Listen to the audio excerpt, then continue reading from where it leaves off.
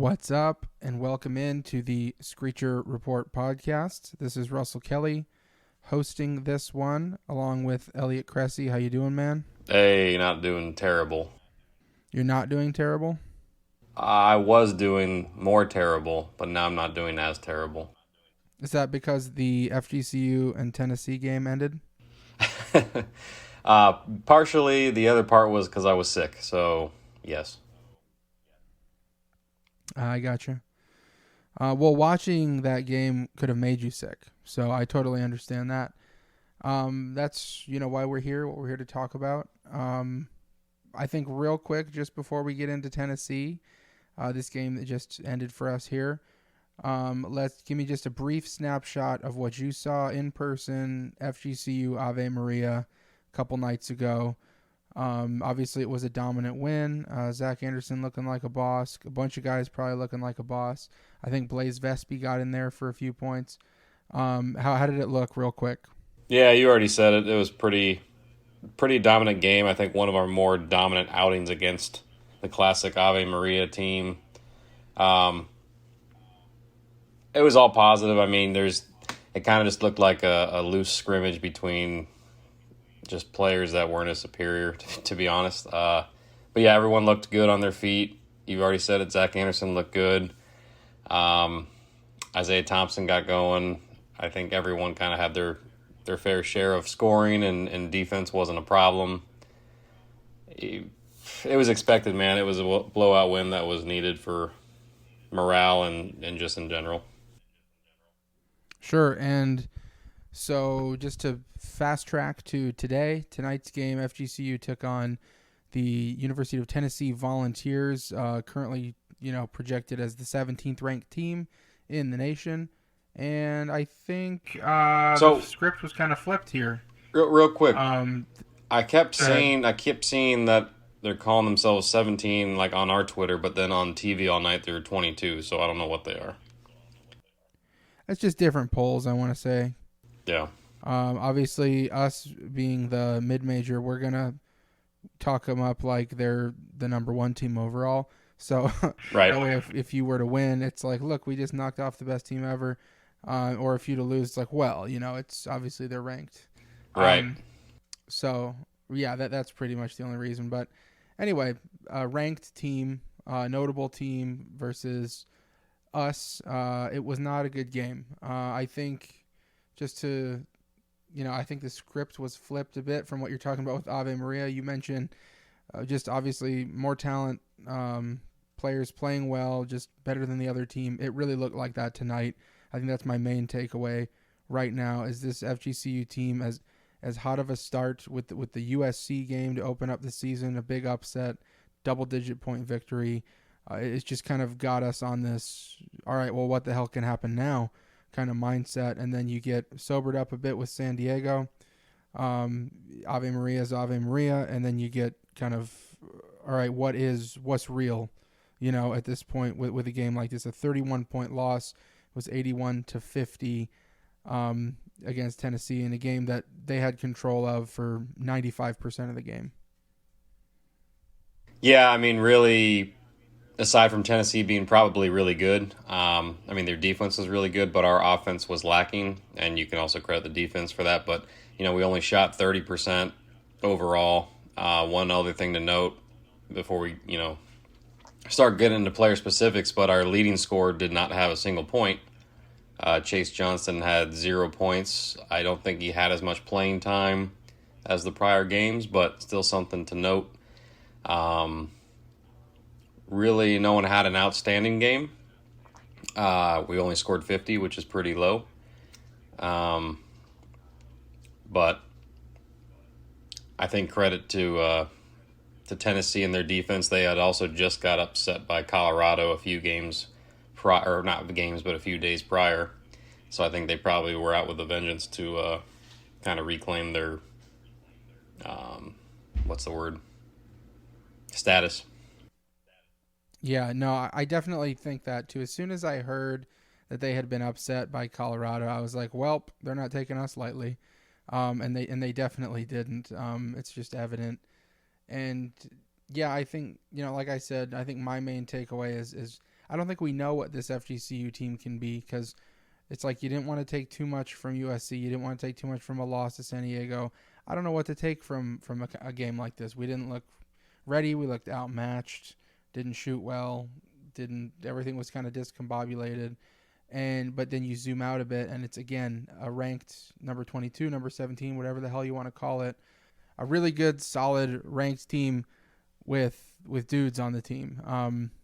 So it's kind of hard to know how things are. So we're going to get into specifics like we said, but I think this upcoming tournament, the Gulf Coast Showcase or whatever, is going to be a nice little grounding thing with a bunch of somewhat evenly matched teams, other mid-major teams to go against instead of your what are they called? What's Ave Maria? What are those teams called again? NAIA, yeah. It's not an NAIA team. It's not a high major Power 5 team. It's just teams, right? The guys that we can really kind of see where we're at against. So, yeah. Yeah, I mean, another thing to kind of remember is this is brand new coaching staff, first year. I know we got giddy after the first win, but we still don't even know probably our go-to starters or like what roles everyone is truly supposed to be. I'm sure the coaching staff and Chambers are figuring out, okay, this guy's pretty much a guaranteed start in the leader, and this guy needs to be here in this situation. Like tonight, Johnston with 0 points. Maybe he wasn't the right role or player type for this kind of matchup, and we're still trying to figure all that out. So got a long way to go in sorting that out. And I don't want to say non-conference doesn't matter. It always matters because it just does, and it helps. But conference time in late December, early January, that's when we should hopefully start seeing everything molded together and firing on all cylinders. Definitely. I mean, it's not even a matter of agreeing. That's just what's true. It's 3 real games, 4 total games into a new regime with a lot of new players, just like you were saying. So who knows how this is going to look, eventually. But I think over these first 4 games, there's plenty to be positive about. There's plenty to be like iffy about too. So it's just a matter of what ends up coming to light. But let's get into some of those player specifics. I want to lead off with something, just a question for you here. Is Zach Anderson the best player on the team? He has been for sure the most improved player on the team, and minus Johnston's kind of goose egg tonight, he's up there. I've noticed it from the jump. So he's been really impressive, all around versatile, and yeah, he's up there. Yeah, it's obviously, like I said, only a few games into this season so far, but right now it's kind of hard to argue with those two, 1A and 1B, because obviously Johnston's the scorer. Again, goose egg tonight. Hopefully that's just an anomaly. It seems like it's got to be. But Anderson's just his offensive improvement so far. And then obviously nobody really had a good game tonight, but leading the team against a good Tennessee squad with 11 points, 2 blocks, 5 rebounds. He's one of the only guys to keep his personal fouls at a respectable level. His only blemish was he did have 4 turnovers, but that's another part of his development, though. He's a guy who's bringing the ball up the court this season, which is something he would be one of the pieces to like beat a press, in years past, but not a guy who's bringing the ball up the court. So I think that's a legit question that we can ask, though. Is he the best player on the team? Because in combination, with his improved offense, he's still got that really good defensive presence, and you can't really overestimate the importance of a two-way player like that. Just to interrupt you real quick, before, I don't know if you're changing topics, but yeah, he's averaging 14.3 points, 8.3 rebounds, and 2.7 assists while shooting 54% from the field through 4 games. So, I mean... Yeah, and I don't know if that's including tonight or not, but that just mostly backs up, the same stats. He had a decent game tonight. Yeah, 11 points, 5 boards, and 1 assist, 2 blocks, 1 steal, 4 turnovers. So, I mean, yeah, like you said, that's the only blemish, shot 50%. You can't really ask for much more except less turnovers. Right. You can't ask for much more in what ended up happening from a particular guy. Um, so anybody else, I guess, tonight stand out to you and amongst the not so great performances?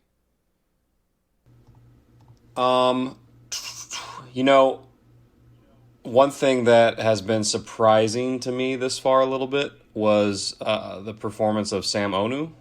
Um, he also hasn't played a lot, but I thought we were going to be getting pretty dominant big man. So it's hard to say because we've also been very impressed with the presence and play of Andre Weir, who has also significantly improved from year to year. And so it's just interesting to note, we got a big transfer in Sam Onu from Memphis. He was highly regarded, highly recruited. He looks great, has a great body, great size, but just haven't seen a lot of him yet. So that's kind of a question mark. And then one more I'd like to touch on before giving back to you to close up. Dakota Rivers didn't have a stunning game. I mean, nobody really did, but he still played pretty well against this Tennessee team. I mean, 7 points, 4 rebounds, 1 steal, a couple big high energy dunks. I was impressed by his game. I'd agree with that, especially I mean we turned the ball over 17 times tonight, and in the past, in years past, when we had a high turnover game, Rivers was usually a pretty big part of that. He had 0 turnovers tonight. So really, again, I would say with his game, the only blemish he had was just he wasn't hitting his shots really. Um, but again, Tennessee's defense was smothering, especially on the perimeter. So him going 1 for 5 from three, if he hits one or two of those and goes 3 for 5 or something, that's turns into a 13 points and probably some more minutes because he's hotter. So I would agree. I think he's playing like a bit more like we thought and hoped that he would earlier in his career. But yeah, that's it's a young season and it's a long Oh, season. So kind of what I was going go back ahead. to earlier with figuring out our lineups and who's who. Like, for years past, Cyrus Largy was kind of like the man to like get to the line slash start the momentum. And he's been a little quiet this season too, and I think part of that is figuring out that lineup. So we still have all this talent that I think is still being tweaked and worked on how they actually fit into the lineup, because Cyrus goes from being a starter basically for 2 seasons to now it's like he might start, he might be a sixth man or bench guy tonight. And I think trying to figure all that out is the mystery and the struggle, honestly, of the coaching staff. And like I said, you hope for that to be dialed in by January. Yeah, for sure. And there's like not a lot of home games in November, unfortunately. But we do have that Gulf Coast Showcase coming up, so it's 3 guaranteed games at Hertz Arena just down the road. So it's kind of a crash course when you have things like that. It's 3 straight days, 3 straight games where you can work out some kinks and try to make some improvements. And I think that's probably what the doctor ordered for this team right now. Just play basketball. Don't think. Just play basketball. Um, Same thing with 3 games in 3 nights is you're going to have to play some guys more minutes than you normally would. So guys are going to get a chance to shine and show what they can do. And I think that's, like I said, I think it's what we need right now. Agreed. Well, anyway, this is already longer than I thought it was going to be. But we wanted to give you a post-game pod here because we're not going to, I mean, the tournament, the Gulf Coast Showcase doesn't start for another 4 or 5 days or something from now. So we're not going to be getting back to you on a pod until after that tournament is over with. But we'll be sure to, get that out to you, hopefully after 3 W's. But anyway, that's going to do it for us tonight. Better luck in the future for the Eagles. Yep. Until next time.